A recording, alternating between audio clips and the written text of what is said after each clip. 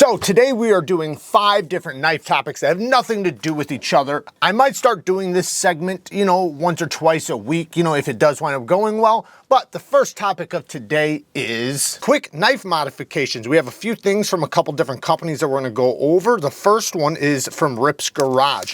These are skins. So basically it's a thin layer sticker that you can put over your Civivis. He does them for a bunch of different Civivis and other models. You could check out his site. I do not have a link for it, but you can just go to Rip's Garage and check them out. This one looked like micarta to me. I actually bought it for the WeKniveCo Cubit, but it doesn't fit because the WeKniveCo Cubit is ever so slightly longer than the Civivi, so the holes don't match up. But no problem, I wound up putting it on this one. I would have picked a different color. I actually ordered a new one because, this doesn't look as good as I would have liked. I think this would have looked really good with the black because it looks like micarta. But it is a fabric, so it has like a fabric texture to it, but really easy to install. They're about $20 to buy. So the next one is from Blade Grips USA. You can find him on Instagram. I will link his Instagram down in the description for you guys. So I have one issue. I don't have a Microtech Ultratech.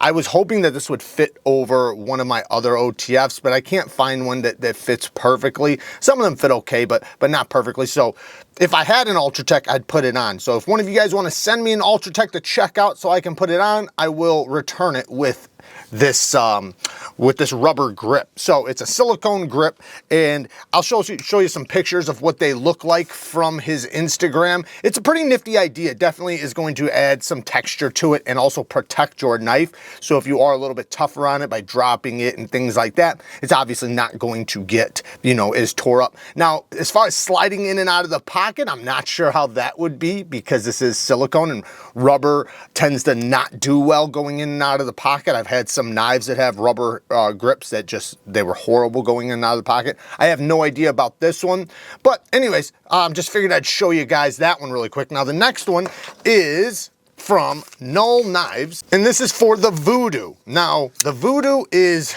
I freaking love this knife. This is, I hate to say my favorite or one of my favorites, but this knife checks a lot of boxes for me. It really does. There's a reason why I've kept it pristine. I've barely even handled it. I've had them in before, like I've done, reviews and stuff on them. This one is mine that I purchased, and I freaking love this thing. It's got a nice hollow ground, harpooned sheep's foot blade. The ergonomics are just hand melting, titanium bolster lock, perfect access to the lock bar. This is the best thumb stud that's ever been created in history. It's just so comfortable. You can use it any direction, even with the reverse flick. It's just so comfortable because the way it's angled, it lands right where your finger lands, and it gives you a nice comfy area to launch from, whether it's the reverse flick or the thumb flick. And then you also have the hole. So what I have here is some new scales from NULL Knives. You can find these on his site. These ones are the red lava flow. I think they're lava flow, fat carbon fiber. So I'm gonna install these really quick and we'll check it out.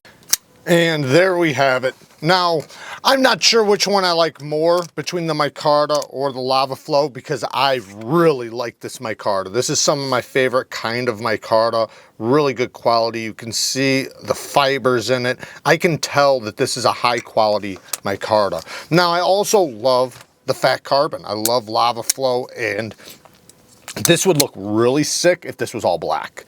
If this thing had a DLC blade with DLC coated bolsters and clip and backspacer, my goodness, this would be so sick. But with the stonewash, it doesn't do it as much justice as it would, I think, if it was all black. However, it still looks damn good. You can find these on NULL Knives' website if you want to get yourself some. They have different kinds, so they don't just have the red ones. So I'm not sure what he has in stock right now, so don't quote me on whether or not he even has any available, but yeah, I think they're pretty awesome, and it definitely makes it to where you can kind of, upgrade or change your knife to where, you can, make it different, and sometimes, not always, but in many cases, when you change the scales on a knife, it can change the knife fully, like just the way it sounds, the way, obviously the way it feels, the way it looks. So you would be surprised how just changing some scales, how far that would go, you know, as far as, you know, making changes on the knife. So the next segment is this hold bubble. Basically, it is a angle finder for you to use freehand on your stone. Now, I've been testing it out, and yes, it does work. However, it does take some patience. And what I mean by that is that when you install it, and the way you put it on is it comes like this, right? So you lift this guy up, then you lift this up to whatever angle you want. So lift that all the way up and then find the angle you want. There's little numbers on the front of it. You pick the angle you want. Say mine's going to be 20 degrees. 20 degrees is right there. Then you take, and there's a magnet, and you slap it to the knife just like that. And now I have to put the edge on the stone and lift it or hold it right where the bubble is in the middle, so it holds it level. So I have to take my swipe now since I have it in the middle, and then when I go to put it back, I have to match that bubble back in the middle. So it can help you keep the same exact angle. However, it's a little bit time consuming because, you know, when you go to set it back down, it's not going to be exactly perfect. So you're going to have to, you know, to mess with it to get it back to right where the center, right where the bubble's in the center of the level. So it basically helps you hold an angle or to find the angle exactly once again. And yes, it does work. It absolutely works, and you can absolutely get good results. I will say, I wouldn't use low angles on it until you get good. When you get good, yeah, definitely do it. But stick with a little bit higher angles. That way it doesn't take you as much time. You know, like a 20-degree angle is low enough to where you're gonna have a very sharp edge, but it's high enough that you're not gonna be on the stone for a super long time. And then when you wanna switch it, go to the other side and you have to do the same thing.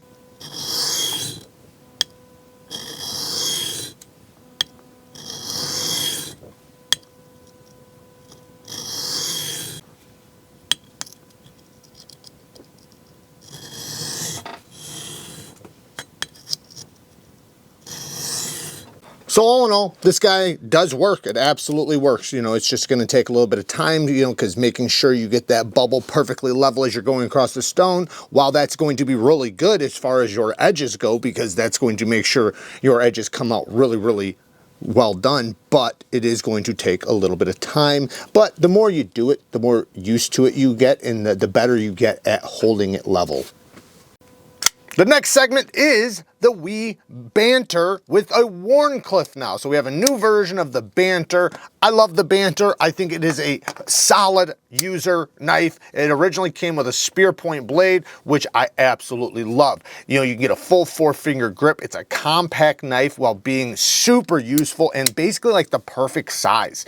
You know, it's not too big. It's definitely not too small. It's just right. Now they do have the Baby Banter, which is quite a bit smaller. You still can get a full 4-finger grip, but it is a little compact knife. This is still compact, but big enough to really still be able to do some work. Now, a lot of people say it's a little boring, right? Because it is very simple, but that's what I think is the awesome part about it. It's just a knife, and I love that. It's so useful. It's literally a great cutting tool. It's not trying to be anything else, but this Wharncliffe blade allows it to, one, do better utility cuts. And, you know, like when you're opening things up, this is absolutely going to be better than the spear point. And then when you slice with it, you're going to be able to cut all the way out to the tip without fear of it slipping out of a cut. When you have a drop point blade or a spear point blade, you can cut, you know, all the way to the belly, but once you get to the belly, the blade starts wanting to slip out of the cut. Not with a Wharncliffe. So that's definitely going to be a plus. S35 VM, burlap micarta on this one, but there is other options. Titanium thumb stud, very, very smooth action. You know, the ceramic caged bearings, make this thing super snappy for the thumb stud deployment. Good access to the lock bar. And then it has a deep carry clip that's inset with flat screws and reversible. Now, here's some negatives. One, I wish it came with a titanium mill pocket clip or just an upgraded clip. Because this thing is, a little over $100 for S35VN and steel liners, while I love the knife and I think it is great, I truly do. Like, this to me is just an amazing user. Anybody who's carrying this, is obviously carrying it for it to be a tool, and I love that. But for the price, I just wish there was a titanium mill pocket clip on there.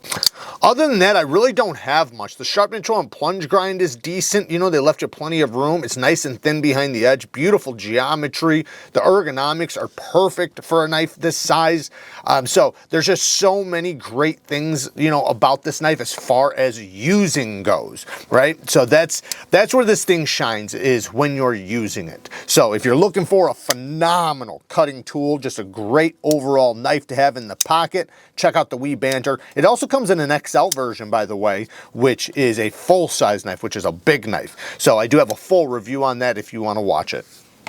So the next subject is my favorite stropping compound. Now I'm going to talk about which one you should get if you're only going to want one. So what I'm going to talk about today is stroppy stuff. We recently got this stuff on the NEEVEKNIVECO site, so you can find this on the NEEVEKNIVECO site down in the description.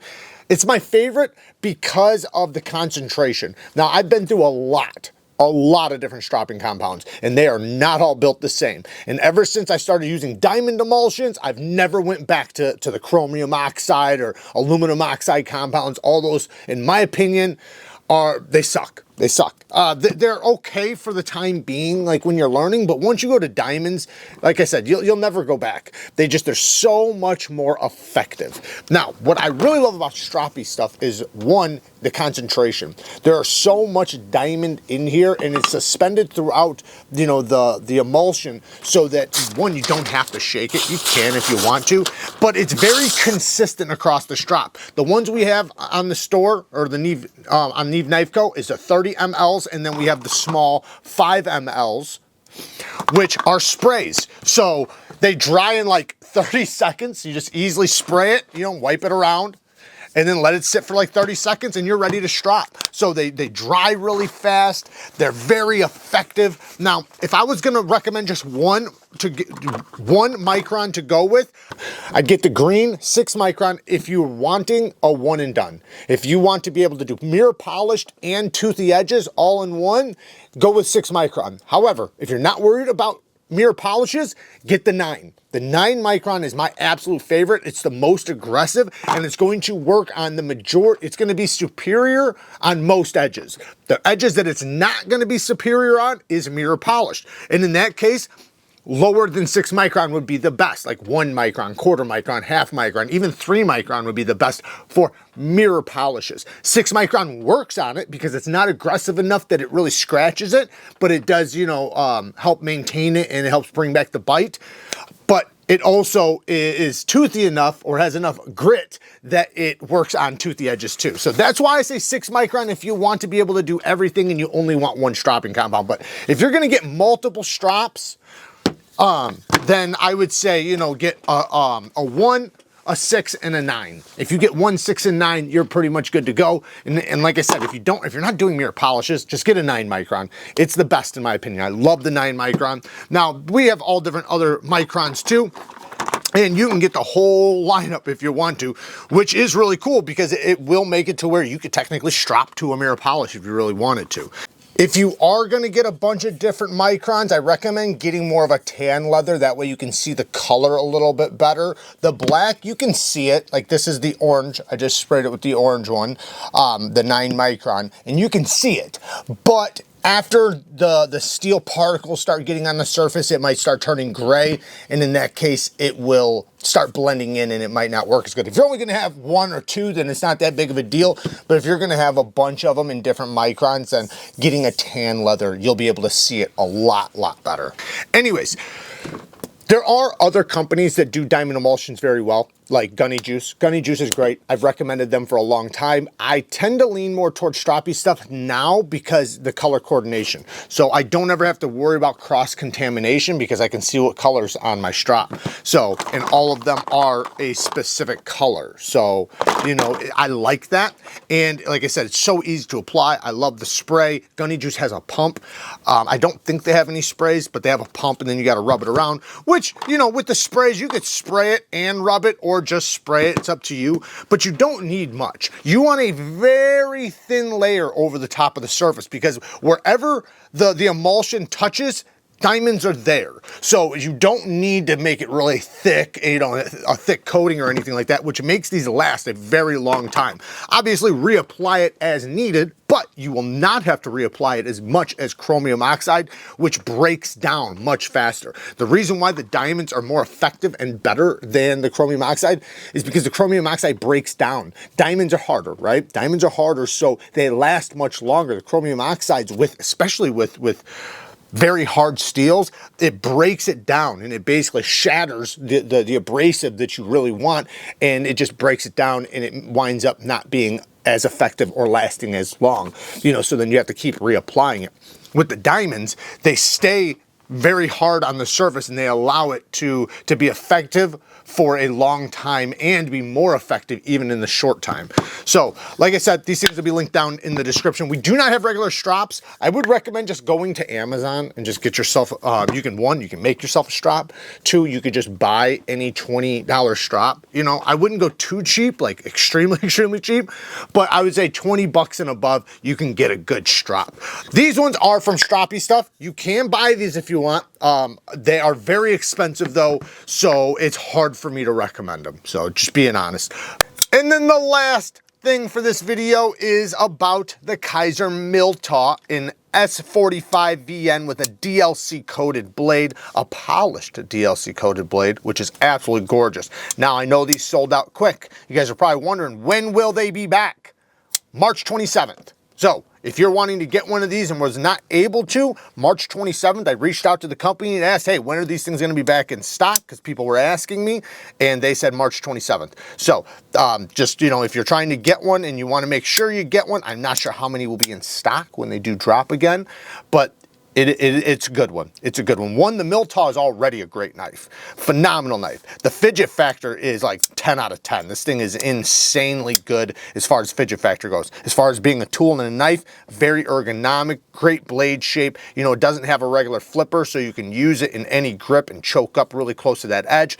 The DLC coated S45VN is, to me, such a cherry on top. I love DLC, and then, you know, to put S45VN on it. Now, I can't speak to how well their S45VN is. Maybe we'll do a cut test. I do have another knife in the S45VN that we could do that with, but you know, I don't know. But as far as this knife goes overall, aside from the, you know, the steel and how it's heat treated, and I'm sure it's at least okay. You know, I doubt it's poorly heat treated, but you know, I don't know as far as like whether or not it's going to be on the upper tier of S45VN or if it's going to be in the bottom tier of S45. Hopefully you guys liked this video idea. I'll probably be doing more of these in the future with all different topics, you know, in the video. You know, it makes it to where I can talk about multiple different things, you know, very quickly in a video and, you know, pack it all tight so you guys can get as much information out of one video as possible. So there you guys go. Work hard, stay tough. Until next time, peace.